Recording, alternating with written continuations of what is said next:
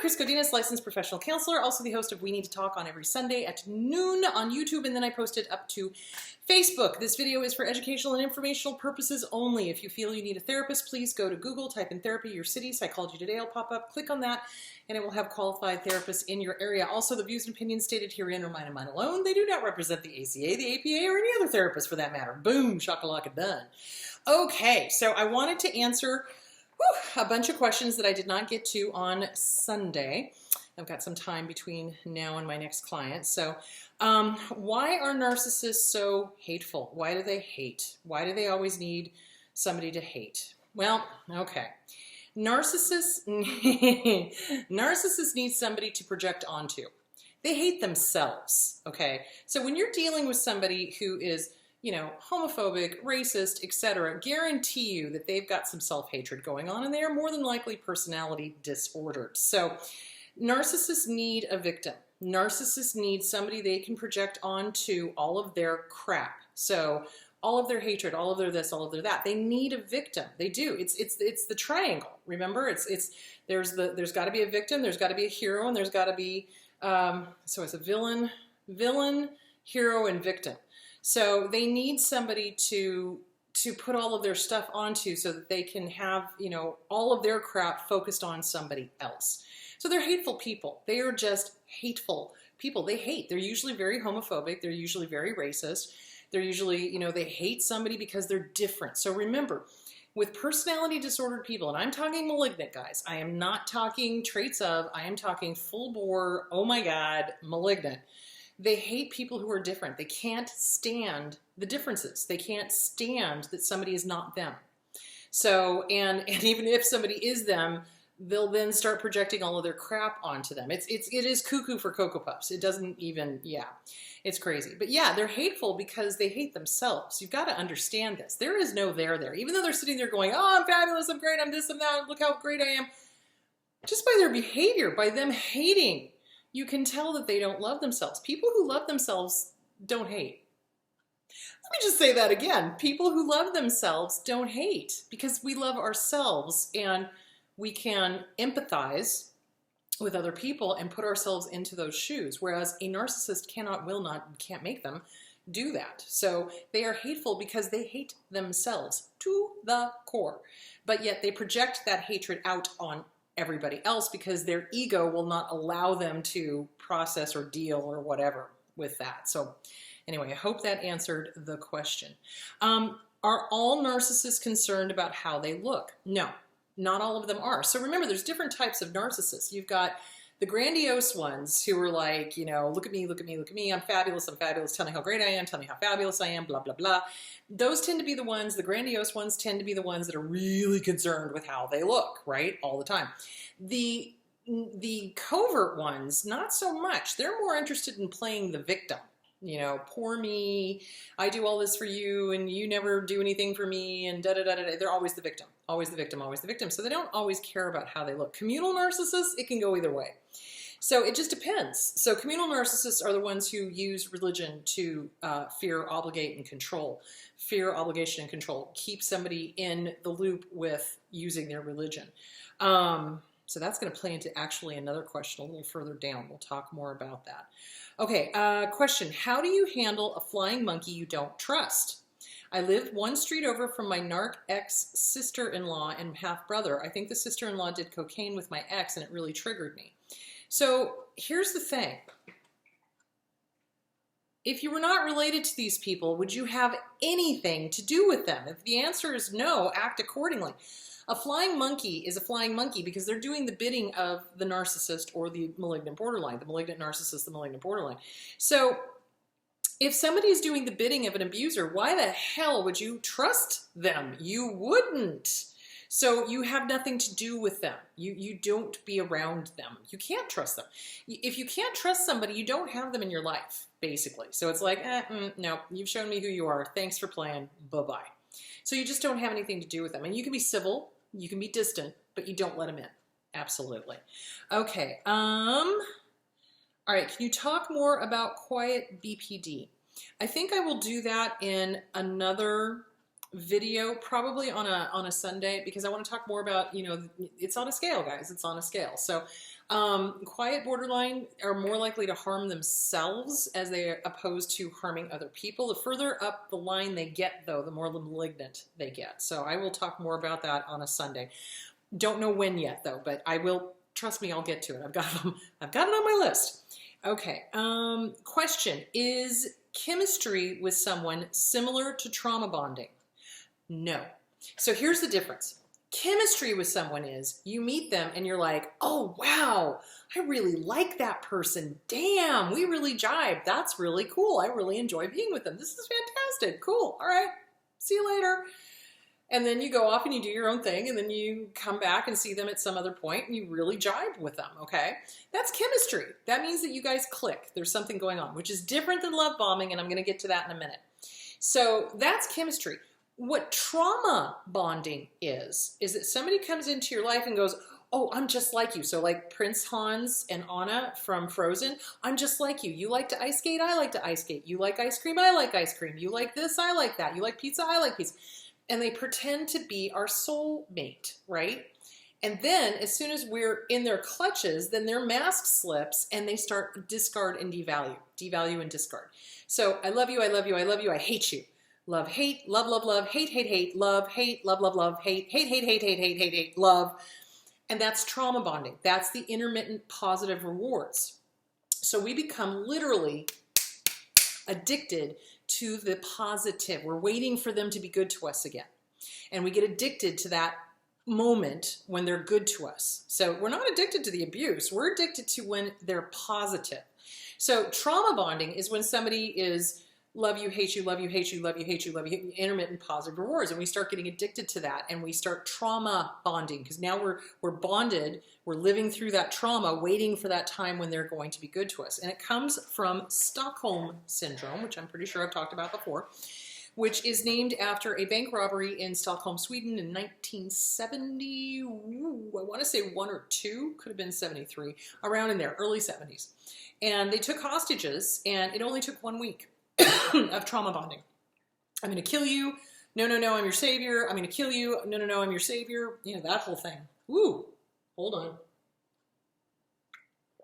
You know, and so by the end of the week, the police came, and the hostages literally surrounded their hostage takers and were like, no, no, no, don't hurt them. We like them. They're our friends. They were trauma bonded. They were trauma bonded. And obviously, I would posit that a lot of these people that did that probably had some sort of trauma in their childhood, which caused them to trauma bond to the abusers. People that don't have a lot of trauma in their childhood wouldn't do that, you know, unless there was something in their childhood that left them susceptible to trauma bonding. So anyway, that's what trauma bonding is where someone abuses the crap out of you. No, no, no, I'm your savior. Oh, no, I'm going to abuse you. No, I'm your savior. I'm good to you, blah, blah, blah. You know, love, love, love, hate, hate, hate, love, hate, intermittent positive rewards. That is trauma bonding. And then we get trauma bonded. That's trauma bonding.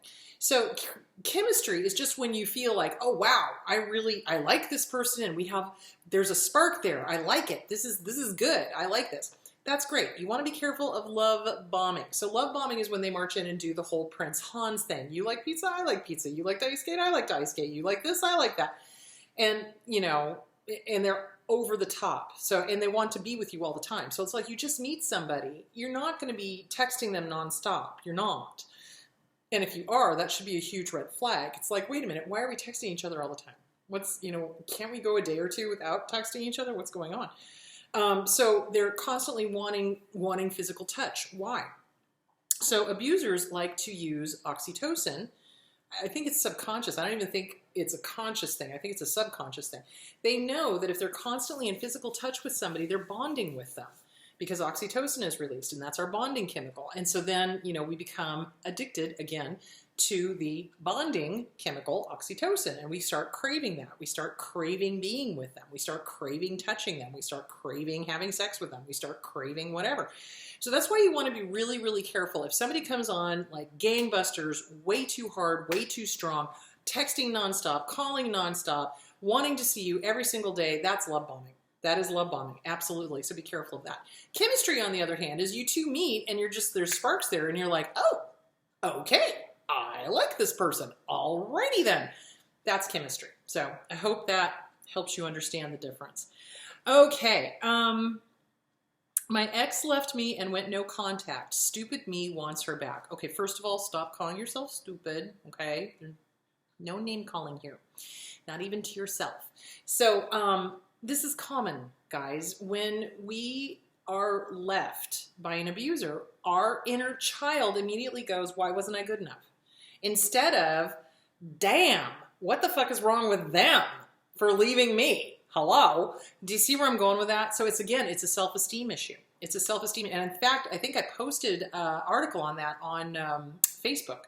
And it was on how to get over somebody, how to look at it differently. And that is the way to look at it differently, is to be like, no, they lost me. What the fuck's wrong with them? You know? So it's a self-esteem issue. It is a common thing that we have, you know, wanting to fix them, wanting them back, wanting them to give us the approval or the love or whatever. But then we have to think of this. Why are we needing this approval from somebody who is unapprovable? They won't approve. Somebody who is unpleasable. Why are we trying to please somebody that's unpleasable? What's going on with that? Where did that come from in our childhood? How old were we? Who was the parent? Who was the caregiver? Who taught us that? That's a learned behavior. Does that make sense? So you want to really take this time, and instead of putting it onto your ex, you know, oh gosh, I really wish I could be with them. I wish they would come back. I wish they would hoover me, et cetera, which is a normal thought process. You've got to go, it's not about them anymore. This is about me. I am a worthy person. I don't deserve to be left. I don't. I am a good person and I deserve a healthy relationship. And then you start working on the relationship with you. That is the important healthy relationship. So you get the Self-Esteem Workbook by Glenn Schiraldi. You also get The Disease to Please by Harriet Breaker. Who's Pulling Your Strings? Also by Harriet Breaker. The CPTSD, From Surviving to Thriving by Pete Walker. Inner Child Workbook by Catherine Taylor. And you start working on you. Where did this original wound, this familial wound, where did mom, dad, caregiver, whoever it was, where did you get hurt to the point where you felt that you deserved to be with somebody who was unpleasable and would never approve? Where did that come from? So you fix this instead of looking outside and going, oh, I need that person who reminds me of this person. If I can make that person love me, I proved this person wrong. Half of a shit sandwich, half of a shit sandwich, total shit sandwich. You don't want that. So you start working on you, and you're not stupid. This is a common thing amongst abuse survivors. So that indicates self-esteem. And the fact that you're calling yourself names, that indicates self-esteem. You need to work on self-esteem. Self-Esteem Workbook or Jen Sincero, You Are a Badass. That's another good one. Okay. What advice do you have about getting financially what's yours in a high conflict divorce without spending the amount you're fighting for? Okay, where's my book? Okay. When Divorcing a Narcissist or a Borderline That is Malignant. Okay, Splitting by Randy Krieger and Bill Eddy. Okay, here's the deal. They are going to bankrupt you. They are. That's their whole goal. People with a personality disorder that are malignant. Okay, and remember, I'm talking about malignant. I'm not talking about traits of. I'm not talking about quiet borderline. I'm not talking about any of that. I'm talking about the ones that are down here that are malignant. Okay, those people are vindictive like nobody's business, and it's all about the win for a narcissist. All about the win for a narcissist. And for a borderline, it's all about the vindictiveness. It's getting back. You hurt me, I'm going to hurt you. It's a very tit-for-tat, talionic thinking, and it's very dysfunctional. So when you are dealing with somebody who is disordered in a divorce, in a high-conflict divorce, you really have to sit down and decide, is it worth it? Is it worth it? Is it worth spending $10,000 to get, $10,000? I don't think so. But, I can't make that decision for you. You have to sit down and figure it out. Is this worth it for you? For some people it is. Some people like fighting over every single last crumb in the toaster, and that's not healthy. So you have to decide, is it worth it? Is it worth it? Because it will be expensive.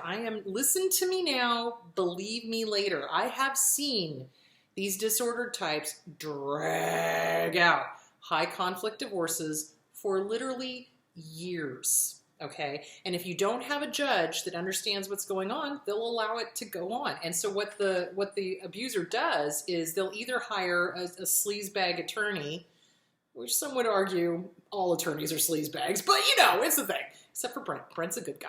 But, you know, they'll either hire a sleazebag attorney or they'll represent themselves because they're so fucking arrogant. They think that they can game the system, as it were, and be their own attorney. The person who represents himself as an attorney has a fool for a client, is what I was always told. So, I mean, except obviously in the cases where you have to because you don't have the money and you have to represent yourself, you know. But these guys do it because they think they know the law and they think they can game the system. So they will file motion after motion after motion after motion and they will drag it out, drag it out, drag it out. I had one case where this poor woman was drugged back into court every single year for 12 fucking years until they finally got a different judge. And the judge finally took a look at the case history and was like, this is bullshit. You're not allowed back in here for another 3 years. As soon as the 3-year mark hit, I'll be damned, the guy drug her back in again. You know, it's just like, oh my freaking God. So yeah, they will do that. Their whole game is to bankrupt you. Their whole game is to win. And in the case of malignant borderlines, it's vindictive. I'll show you. I'll make you pay. I'll hurt you. No. So you got to decide, is it worth it for you? Divorces are expensive to begin with. High conflict divorces can go from $5,000 all the way up to $60,000. I've seen some of those cases. So yeah, I mean, it's crazy. And you've got to decide. It's kind of like when you decide to go gamble, you know, you got to decide. It's like, okay, I'm going to spend $20 and that's it. If I don't get anything back, I'm done, right? You know, you don't want to be one of those people that's like, okay, I spent the 20. Well, I'm going to go to the ATM machine and get out more money and spend more money. You've got to decide what's worth it. You got to decide what's worth it. And the only person that can decide that is you. So be prepared though, because I'm telling you, it's going to be a battle. They'll fight you on everything. They will fight you for the last crumb in the toaster. They will decide that something that they had no interest in whatsoever, but you showed that this had sentimental value to you, suddenly they want it. They'll do shit like that. So get this book. It's called Splitting. It's by Randy Krieger and Bill Eddy. It's a really, really good book. If you're divorcing one of these types, you got to read it so you understand what you're prepared for. The biggest mistake that people make is that they go into divorces thinking that, okay, well, I don't want them anymore. You know, we're done. You know, it's over. They should be happy that I'm letting them loose. You know, no, you don't understand. These people don't think normally. A normal person would be like, you don't want me? Yo, I don't want you. We're done. Have a nice life. Catch you on the flip side. You know, and you're done and you go on with your life. With somebody who is disordered, you're dealing with somebody who is got a vendetta, is fighting their mother or their father or, you know, whatever, and they're taking it out on you. And it has nothing to do with really you. It's about their ego, and they have to win. They have to be right. They have to win. And in the case of borderlines, they want to get theirs. They want revenge. So, yeah, it's not going to be a simple divorce. When you're divorcing a borderline or a narcissist, it is not going to be a simple divorce. It is going to be a high conflict divorce, and you need an attorney who knows what the hell they're doing. That's why I like Brent Bryson. He's in Mesa. He knows what he's doing. I like him. He has ethics. My God. So, yeah. So that's, you just got to decide, is it worth it or not? You know, if it's just stuff and it can be replaced, let it go. It's yours, dude. Have fun with that. Or doodad, have fun with that, you know? And they're always shocked when people give up stuff because they're hoping for a fight. They're hoping. They see the court system as the grand theater where they get to put forth their smear campaign and put forth how horrible you are and how greedy you are and all of their bullshit. I mean, it's all in their head. They're crazy. And hopefully, if you have a judge that understands all of this, they'll cut it short, which, thank God, I'm starting to see in Arizona, at least in some cases, some of the judges are actually catching on and figuring it out, which is good. In other cases, no, they let it drag out for 13 years. It's ridiculous. So, or 12 years. But, you know, it's like, you see where I'm going with that? So, yeah, you've got to decide whether it's worth it or not. Okay, my ex left me and blamed me for not caring enough about... I don't know if this is making sense. Okay, my ex left me and blamed me for not caring enough. Questioned my manhood, telling me I'm a child. Is this abuse? Yes. So one of the number one ways that I see abusers abuse is that they immediately make fun of their partner's sexual abilities. Male and female abusers do this. And they make the person question their sexuality or their manhood or their femalehood or their malehood or their womanhood or whatever. And then they start calling them a child. You're such a child. I have to do everything for you. You're such a child. What an insult. No, I'm an adult, But abusers need to feel one up. So the more competent the target is, the more the abuser needs to make them feel like they are a child so that they can be easily manipulated. So yeah, absolutely, that is abuse. That is absolutely abuse.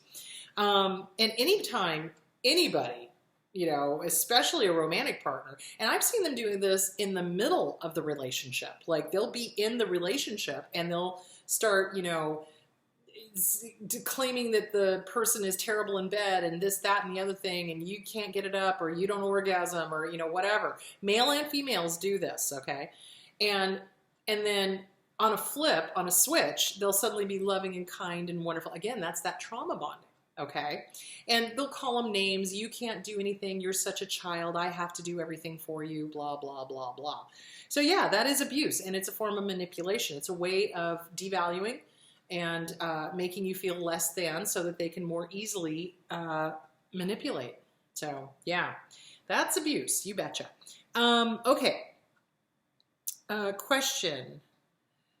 We may have caught so many fleas that we become abusive, then a dynamic switching of roles happens. Yeah, it can happen. It's dysfunctional, and if you're aware that you're catching fleas, it's time to get out of that relationship and it's time to get into DBT. So if you find yourself acting like the abuser and you don't like it, then get out.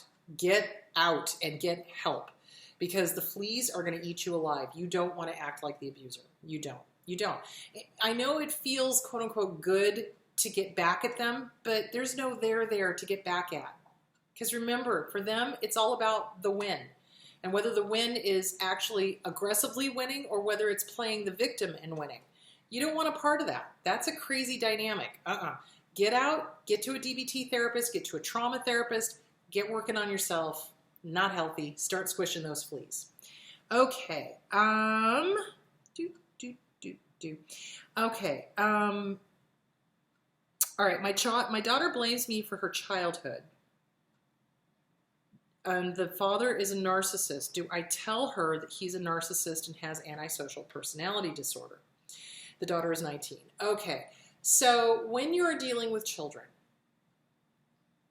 there is oftentimes, especially in high conflict divorces, there is oftentimes parental alienation going on. So one parent or the other tries to poison the child's opinion of the other parent. That's parental alienation, okay? Age appropriate, you kind of let them know that that's not normal, that kind of thing. I think I've talked about this before. When somebody becomes an adult and you're talking to them, you can be honest with them, but you better have the evidence to back it up. Because if you just say, oh, well, they're a narcissist and they're APSD or ASPD, antisocial personality disorder, the first thing that they're going to do is go, oh, yeah, sure, this is just another you and dad fighting or you and mom fighting or whatever. So if you're going to make those accusations, you better have the evidence to back it up. So if like there's a, something that says, yes, this person is antisocial personality disorder or narcissistic, you can say, well, I got the paperwork, that kind of thing. Of course, then you're dealing with HIPAA, but then you're not a therapist. So, but yeah, you can do that. But, it's better to just say that this behavior is not normal. It's not normal. Encourage them to read The Object of My Affection is in My Reflection Coping with a Narcissist. In some cases that I've dealt with, like I said, there's actual paperwork that says, yes, this person is borderline and antisocial and narcissistic and histrionic and avoidant and, and all of that. And it's part of the divorce. It's part of the public record. So yeah, you can go ahead and show them, if they're an adult, you can be like, look, I'm not just whistling Dixie. Here it is. This is real. So yeah, anyway, there's that. Okay, but you always got to be aware that there's going to be pushback because the kids are torn. The kids love both parents. They are both parents are a part of them. So you don't ever want to badmouth the other parent, but you do want to be honest, and you do want to be open, and you do want to be age appropriate. If they're an adult, yeah, you can tell them a little bit more. But make sure that you're doing it for the right reasons. If you're doing it for you, don't do it. If you're doing it to help them, then that's great. But if you're doing it to try to sway them to love you again, don't do it. There's a right reason and a wrong reason. So really look at your reasons for wanting to tell them that. Okay, hold on. Okay, my 10-year-old son is being bullied by my narcissistic sister's daughter. My sister is my half-sister, as I am a love child, but my father is also a narc bully, but only towards me. How do I deal? You don't have him around her. You don't. You protect your child. You just don't have him around her. And you don't be around any bullies, whether they're family or not. If you were not related to these people, would you have anything to do with them? If the answer is no, act accordingly. And with a 10-year-old that's being bullied, you don't let it happen. You protect them. You don't let it happen. You absolutely do not let it happen. You protect him. That's what you're supposed to do as a parent. So yeah, don't be around them. Don't allow your kid to be around them. Don't put him in a situation where he's going to be bullied. Absolutely not. And don't put yourself in a situation where you're going to be bullied. So yeah, so just don't be around them. Absolutely. If you were not related to these people, would you have anything to do with them? If the answer is no, act accordingly. If the answer is yes, you're going to have to figure out why.